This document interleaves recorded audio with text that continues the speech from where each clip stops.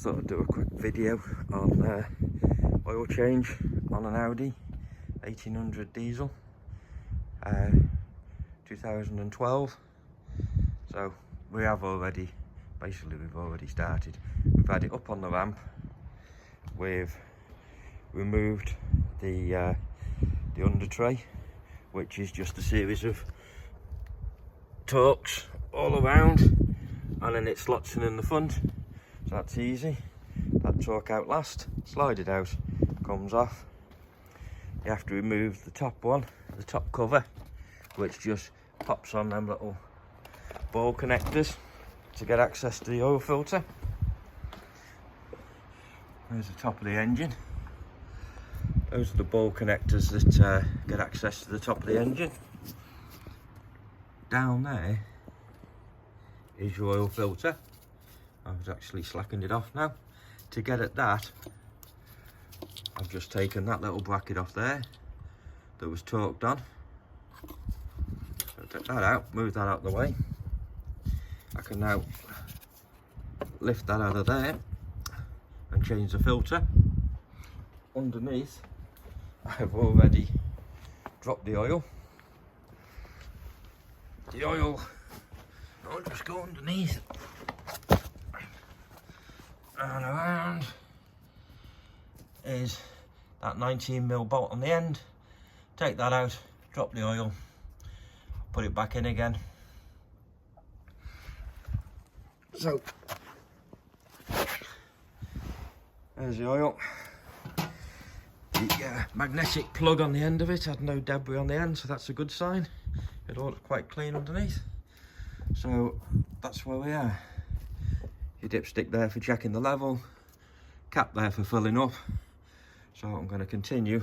I'm going to remove the oil filter, change the washers, the O-rings, change the filter, and pop it back together.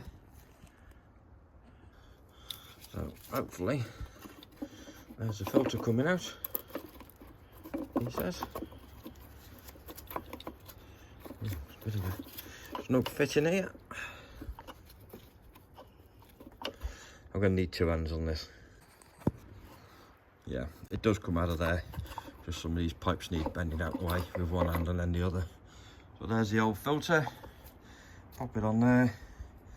I'm going to swap the O-rings. There'll be one here and one, maybe two there, and the filter.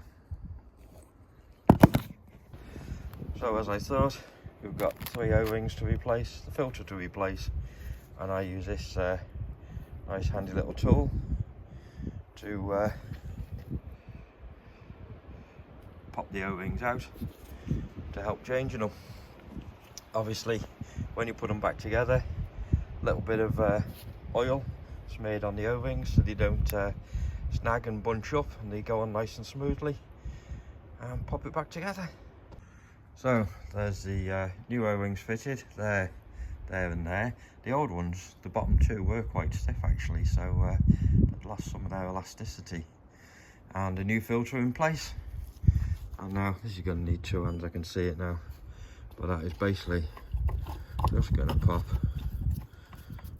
down there, but I want to make sure I line it up right. Use 2 hands. Yeah, I was right. It did need a little bit of fiddling and jiggling to line it up on the hole below. Let's get a spanner on that now, or a ratchet. The ratchet size I'm using for that is a 32mm for the bolt on the top of there. Okay, we've reinstalled the under tray. We've had the engine running for a few minutes. There's no oil leaks. No oil leaks from the fuel, from the oil filter. None from the oil plug, so we've put the under tray back on, and we're going to put the top tray back on. We'll check the oil a final time, and we'll pull it out of the garage, good to go. So it's quite simple, basic tools, nothing complicated. You probably need the car jacking up on axle stands or on ramps on the front, or a 2-post lift to get at this thing. It's not the easiest one for home maintenance in the street like the good old days, but it could be done. It's not difficult. It's designed to go into a garage workshop, go up on the ramp, and for the mechanic to have easy access to everything. And that's